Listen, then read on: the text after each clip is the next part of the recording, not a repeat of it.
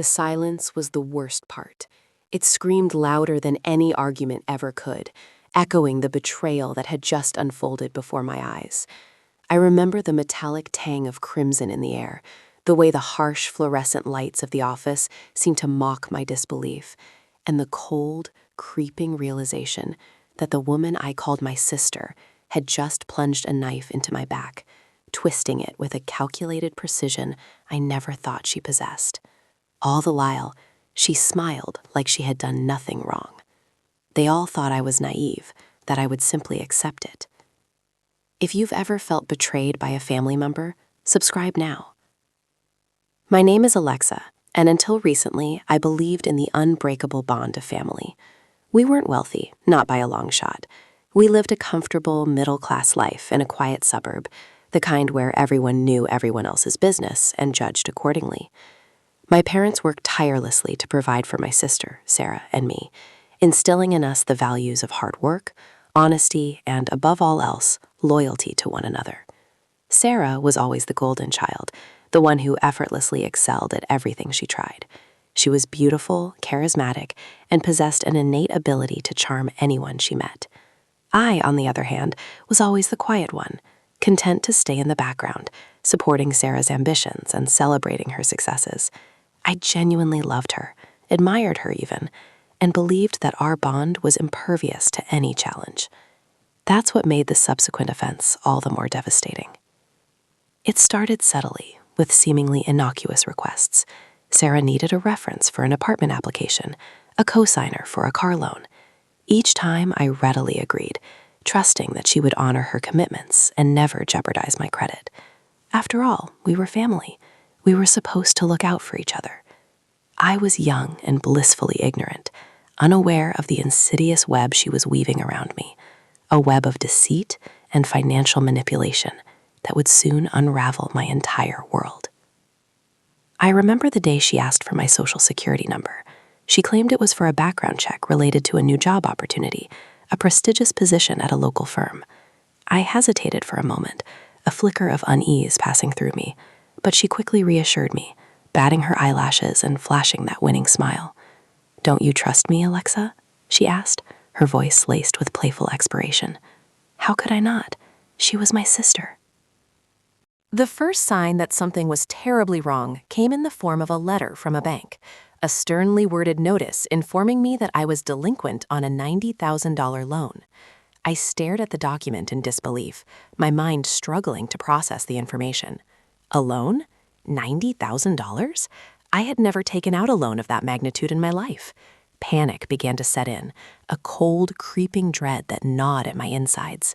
I immediately called the bank, my voice trembling as I explained the situation. They were polite but firm, informing me that the loan was indeed in my name, secured with my social security number and a forged signature. The realization hit me like a physical blow. Someone had stolen my identity, and the evidence pointed to the person I least suspected, my own sister. When I confronted Sarah, she initially denied everything, her eyes wide with feigned innocence. She accused me of being paranoid, of jumping to conclusions, of ruining her life with my unfounded accusations. But as I presented her with the evidence I had gathered, copies of the loan application, bank statements, and even a recording of a phone call where she impersonated me, her carefully constructed facade began to crumble. Finally, cornered and exposed, she confessed. The money, she claimed, was for a business venture, a can't-miss opportunity that would make us both rich. She had intended to pay it back, she insisted, but things hadn't gone as planned. She begged for my forgiveness, promising to make amends, to do whatever it took to repair the damage she had caused. But the trust was gone, shattered into a million pieces.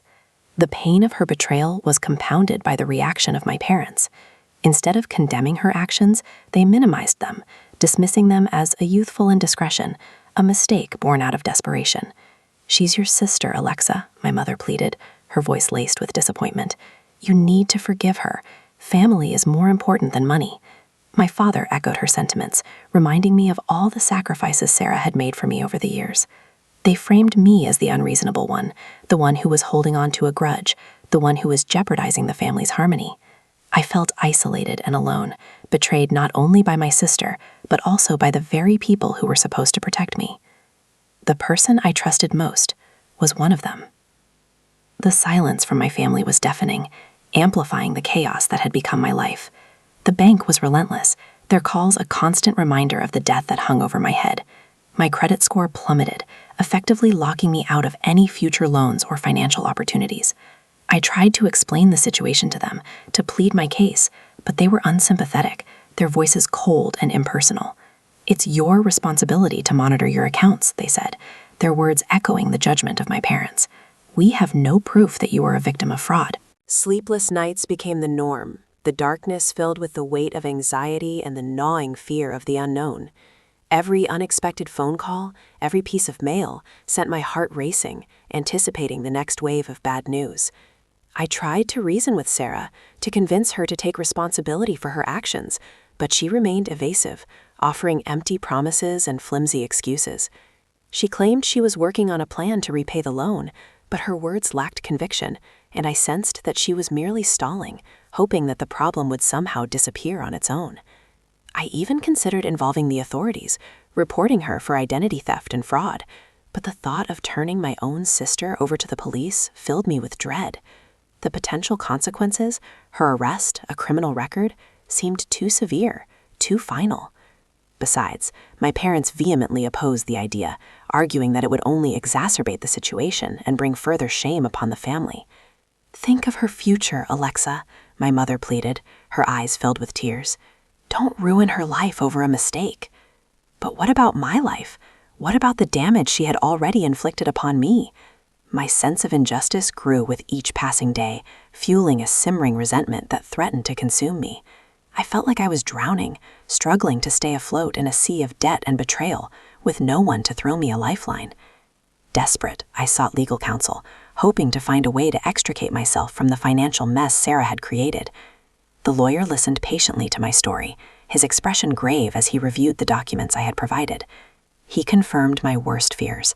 I was legally responsible for the loan, and the bank had every right to pursue me for the full amount.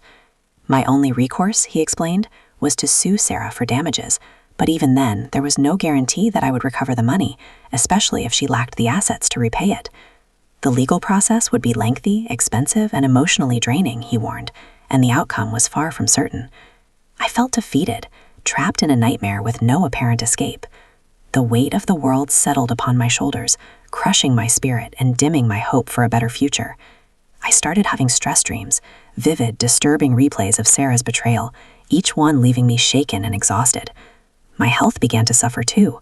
Simple tasks became monumental efforts, and I found myself withdrawing from friends and family, unable to bear their well-meaning but ultimately hollow platitudes.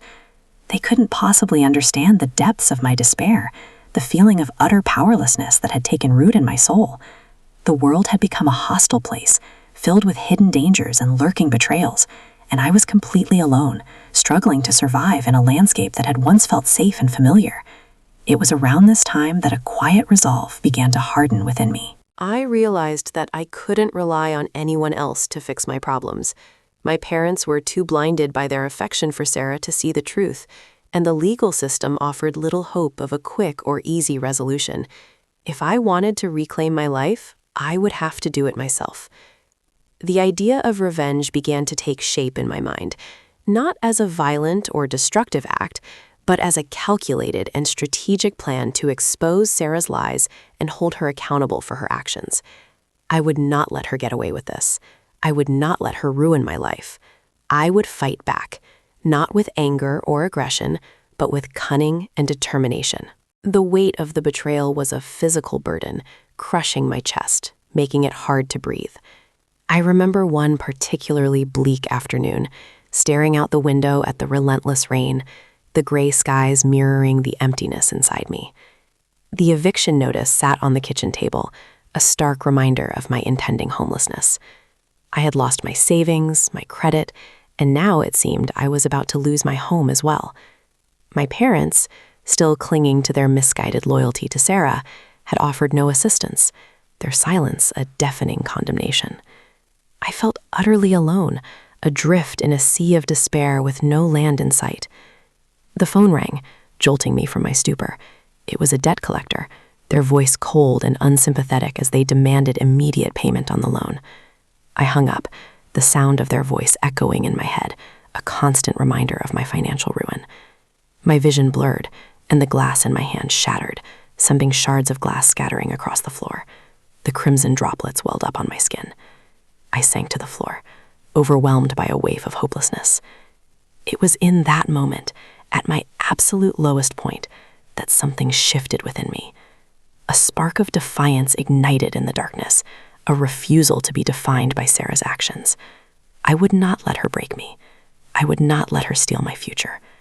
I would fight back, not with tears or anger, but with a cold, calculated resolve. The first step was to understand exactly what I was up against. I started meticulously documenting everything, every phone call, every email, every transaction related to the loan. I spent hours poring over bank statements, credit reports, and legal documents, searching for any discrepancies, any loopholes that could help me unravel Sarah's web of deceit. I became a detective of my own life, piecing together the puzzle of her betrayal with a relentless determination. I realized that Sarah's biggest weakness was her arrogance. She believed she was smarter than everyone else, that she could manipulate people without consequence. She had underestimated me, assuming that I would simply accept my fate and disappear quietly. That was her mistake. I decided to use her arrogance against her. I started subtly gathering information about her life, her friends, her habits, her weaknesses. I created a fake social media profile and started following her online, carefully observing her posts, her comments, her interactions. I learned about her new job, her lavish lifestyle, the expensive clothes and accessories she flaunted online. It became clear that she hadn't learned her lesson. She was still living beyond her means, still relying on deception and manipulation to get what she wanted. This fueled my resolve even more. I knew that I had to expose her, not only to reclaim my own life, but also to prevent her from hurting anyone else. I started formulating a plan, a carefully orchestrated strategy to reveal her true character to the world. It would be risky, but I was willing to do whatever it took to bring her down. The key was to remain calm and collected, to avoid any emotional outbursts that could jeopardize my plan. I practiced my poker face, perfecting the art of appearing indifferent while secretly gathering evidence and plotting my revenge. The silence that once terrified me now became my greatest weapon. I listened, I observed, I learned, and I waited for the perfect moment to strike. I was no longer the naive, trusting sister Sarah had manipulated. I was someone else entirely, someone forged in the fires of betrayal, someone with nothing left to lose, and that made me dangerous. I began to see the world with a new clarity. The colors seemed brighter, the sounds sharper, as if I had awakened from a long slumber. I started taking better care of myself, exercising, eating healthy, and focusing on my mental well-being. I realized that Sarah had not only stolen my money, but also my self-respect. It was time to reclaim it. I smiled. I played their game, but I was recording everything. The loan documents, the bank statements, the emails, they were all digital. Sarah thought she was so clever, covering her tracks, but digital tracks leave impressions. I started researching digital forensics, learning how to recover deleted files and trace IP addresses. It was like learning a new language, but the more I learned, the more confident I became. I discovered that Sarah had used a VPN to mask her location when she applied for the loan. But VPNs aren't foolproof. With the right tools and knowledge, they can be bypassed. I spent weeks learning how to do just that, practicing on dummy accounts and virtual machines, until I was confident I could trace her real IP address. I knew I couldn't do this alone. I needed an expert, someone who understood the legal ramifications of what I was doing and could advise me on how to proceed without breaking the law. I found a cybersecurity consultant, a woman named Emily who had a reputation for discretion and a knack for solving complex problems. I told her my story, omitting the details about Sarah being my sister, and she agreed to help me. Emily was a lifesaver. She not only helped me trace Sarah's IP address, but also advised me on how to collect evidence in a way that would be admissible in court. She warned me about the dangers of illegal surveillance and made sure I understood the importance of protecting my own privacy. One day, while meticulously going through Sarah's social media, I noticed a pattern. Every time she posted about a new purchase, she would tag a specific jewelry store in town. It was a high-end boutique, the kind that catered to wealthy clients. An idea sparked in my mind. What if I could get access to the store's security footage? It was a long shot, but it was worth a try. I visited the store, pretending to be a potential customer. I spent hours browsing the displays, chatting with the sales associates, and subtly observing the layout of the store. I noticed that there were several security cameras strategically placed throughout the building. I learned that the store manager was a man named Mr. Thompson. I decided to pay him a visit. I concocted a story about a valuable piece of jewelry that had gone missing, claiming that I suspected it had been stolen from the store. I asked if I could review the security footage from a specific date and time. Mr. Thompson was initially hesitant, but after some persuasion and a few tears, he agreed to let me take a look. He led me to a back room where the security footage was stored. As I reviewed the footage, I saw Sarah. She was wearing a disguise, a wig and sunglasses, but I recognized her immediately. She was purchasing an expensive necklace with a large sum of cash. I recorded the footage on my phone, careful to capture every detail. I now had irrefutable proof that Sarah was living a life of luxury with the money she had stolen from me. But I needed more. I needed to understand how she was laundering the money, how she was hiding it from the authorities. I decided to follow her. I rented a car and spent days tailing her, observing her every move. It was tedious and exhausting work, but I was determined to uncover her secrets. I discovered that she was making regular deposits into a series of offshore accounts. She was also investing in real estate under a false name. It was a sophisticated operation, but I was slowly piecing it together. The closer I got to the truth, the more nervous Sarah became. She started acting erratically, becoming paranoid and suspicious of everyone around her. She even hired a private investigator to follow me, but I was always one step ahead. I knew that she was getting desperate, that she was on the verge of cracking. And that's when I decided to make my move. I had gathered enough evidence to expose her. I had proof of her identity theft, her fraud, and her money laundering activities. It was time to bring her down. I knew the risk was high. If Sarah discovered my plan, she would stop at nothing to silence me. But I was past the point of fear. I was fueled by a righteous anger, a burning desire for justice. I decided to leak the information to the press. I contacted a journalist, a woman named Maria, who had a reputation for exposing corruption and holding powerful people accountable. I told her my story, providing her with all the evidence I had gathered. Maria was initially skeptical, but after reviewing the documents and watching the security footage, she became convinced that I was telling the truth. She agreed to investigate the story, promising to protect my identity. The next few days were a blur of activity. Maria and her team worked tirelessly to verify the information, interviewing sources, poring over financial records, and building a case against Sarah. I stayed in hiding, communicating with Maria through encrypted channels, terrified that Sarah would find me. The anticipation was excruciating. I knew that the moment the story broke, my life would change forever. But I was ready. I had come too far to back down now. Finally, the day arrived. Maria published her story, exposing Sarah's crimes to the world. The article went viral, spreading like wildfire across social media. The public outcry was immediate and overwhelming. People were outraged by Sarah's betrayal, by her greed, and by her blatant disregard for the law. The authorities launched an investigation, seizing Sarah's assets and freezing her bank accounts. She was arrested and charged with multiple felonies, including identity theft, fraud, and money laundering. My parents were devastated. They couldn't believe that Sarah was capable of such things. They tried to contact me, begging me to drop the charges, but I refused. I had given them too many chances to do the right thing.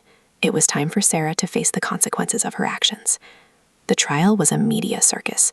Sarah tried to deny the charges, claiming that she was innocent, that she had been framed, but the evidence was overwhelming. The jury found her guilty on all counts. She was sentenced to several years in prison and ordered to pay restitution to her victims, including me. As I watched her being led away in handcuffs, I felt a sense of closure, a sense of justice finally served. It wasn't a happy ending, but it was an ending. I had reclaimed my life. The day Sarah walked into court, head held high, thinking she could lie her way out of it, that was the day her world ended. I had one card left to play, a final piece of evidence so explosive it would shatter her carefully constructed facade. It was a recording, not just of Sarah's voice, but of her entire scheme, laid bare in chilling detail. I had found it buried deep within her deleted files, a conversation she had with her accomplice, the one who helped her forge the loan documents. They spoke freely, carelessly, gloating about how easily they had manipulated me, how they were going to spend the money, how they thought they were untouchable. Listening to it for the first time, I felt a surge of icy rage, a burning need for retribution that consumed me. This wasn't just about money anymore. This was about the destruction of my life, the betrayal of my trust, the sheer audacity of her deceit. The recording was my weapon, my ultimate proof, the key to unlocking her downfall. But I couldn't just present it in court. That would be too easy. I wanted her to suffer, to feel the same crushing despair I had felt, to know that her lies were about to be exposed to the world. I decided to leak portions of the recording to the press, drip-feeding the information to Maria, the journalist who had helped me expose Sarah's initial crimes. Each snippet was carefully selected to inflict maximum damage, to undermine her credibility, to turn public opinion against her. The first snippet revealed Sarah's motive, her insatiable greed, her burning desire for a life of luxury she couldn't afford. The second snippet exposed her accomplice, naming names, providing details about their illegal activities. The third snippet revealed the extent of her planning, the meticulous steps she had taken to cover her tracks, the cold calculation behind her every move. With each leak, Sarah's defense crumbled a little more. Her lawyers grew increasingly frantic, her public image tarnished, her confidence shattered. She tried to deny the allegations, claiming that the recording was fabricated, that I was trying to destroy her life out of spite. But no one believed her anymore. The truth was out there, undeniable, irrefutable.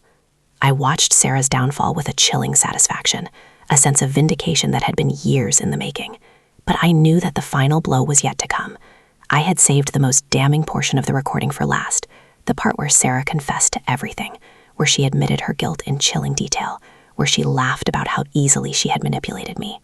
I decided to release this recording on the eve of the trial, just hours before she was scheduled to take the stand and swear to tell the truth. It was a calculated move, designed to inflict maximum psychological damage, to break her spirit, to force her to confront the consequences of her actions.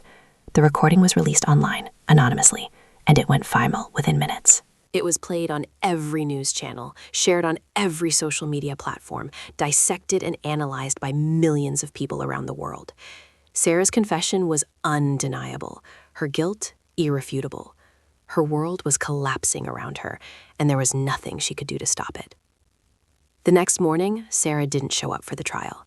Her lawyers announced that she was indisposed, that she was suffering from a nervous breakdown. But I knew the truth. She was broken, defeated, unable to face the consequences of her actions. The judge issued a warrant for her arrest, and the authorities launched a nationwide manhunt. Sarah had become a fugitive, a pariah, a symbol of greed and betrayal. She had lost everything: her freedom, her reputation, her family, her friends, and it was all her own fault. The authorities eventually found Sarah hiding in a remote cabin in the mountains, trying to escape the consequences of her actions. She was arrested and brought back to face justice. I made sure to be in the courtroom on the day of her sentencing. I wanted to see her face as the judge read out the verdict, to witness her final humiliation. Sarah walked into the courtroom, head bowed, her eyes filled with shame and regret. She looked like a shadow of her former self, her confidence gone, her spirit broken. The judge sentenced her to the maximum penalty allowed by law, several years in prison and a hefty fine. He also ordered her to pay restitution to her victims, including me. As she was led away in handcuffs, Sarah looked at me, her eyes filled with a mixture of hatred and despair. I met her gaze, unflinching, and offered her a small, satisfied smile. It was over. I had won. But the victory felt hollow, empty. I had spent so many years consumed by revenge, plotting Sarah's downfall, that I had forgotten how to live my own life. I had become so focused on the darkness that I had lost sight of the light. It was time to move on, to heal, to rebuild my life. I started by forgiving myself for the mistakes I had made, for the trust I had misplaced, for the anger I had allowed to consume me. I realized that holding on to resentment was like drinking something dangerous and waiting for the other person to feel the effects. It was time to let go. I reconnected with my friends and family, mended broken relationships, and started focusing on my own well-being. I found a new job, a new home, and a new sense of purpose. I learned to trust again, to love again, to believe in the possibility of a better future. The scars of Sarah's betrayal would always be there, a reminder of the pain I had endured. But they would also serve as a reminder of my strength, my resilience, and my ability to overcome adversity. The day Sarah tried to end me was the day I truly began to live. The trap was set. All that was left was to watch it spring shut. The day of Sarah's sentencing arrived like a storm cloud, heavy with anticipation. I sat in the courtroom, a ghost in my own life, watching as she was led in, shackled and defeated.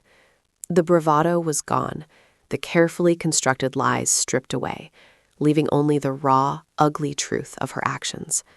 Her eyes darted around the room, avoiding mine, filled with a desperate plea for forgiveness she didn't deserve. The judge spoke, his voice echoing through the silent courtroom, each word a hammer blow against Sarah's crumbling facade. He detailed the extent of her crimes, the depth of her betrayal, the devastating impact she had had on my life and the lives of others.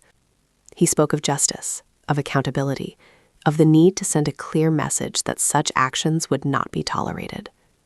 With each sentence, Sarah seemed to shrink, her body folding in on itself, her spirit breaking under the weight of her guilt. Finally, the moment arrived. The judge delivered the verdict: multiple counts of fraud, identity theft, and money laundering. Years in prison, confiscation of assets, restitution to her victims. As the words hung in the air, Sarah finally looked at me, her eyes filled with a mixture of hatred, despair, and a flicker of something I couldn't quite decipher. Pity? Regret?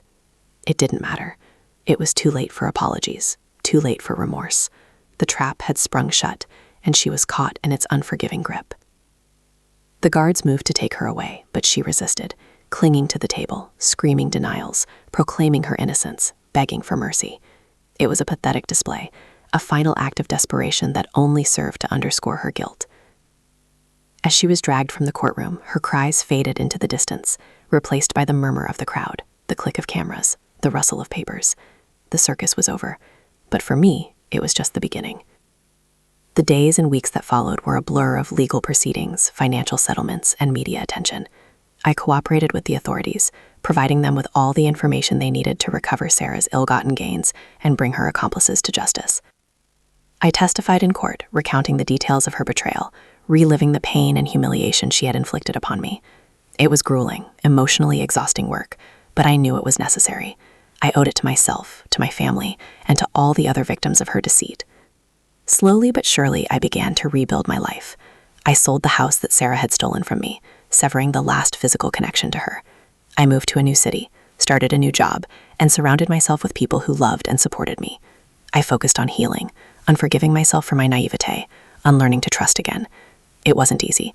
The scars of Sarah's betrayal ran deep, and there were days when I felt overwhelmed by the pain and anger. But I refused to let her define me, to let her steal my happiness. I was determined to move forward, to create a life filled with joy, purpose, and love. Years passed.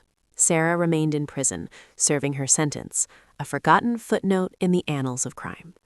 I rarely thought about her, except when the occasional news article surfaced, detailing her failed appeals or her attempts to manipulate the system.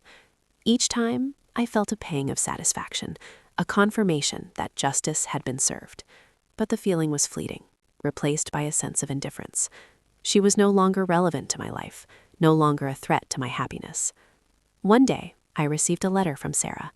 It was a rambling, incoherent mess, filled with apologies, accusations, and pleas for forgiveness. She claimed to be remorseful for her actions, to have finally understood the pain she had caused. She begged me to visit her, to offer her some measure of redemption. I hesitated.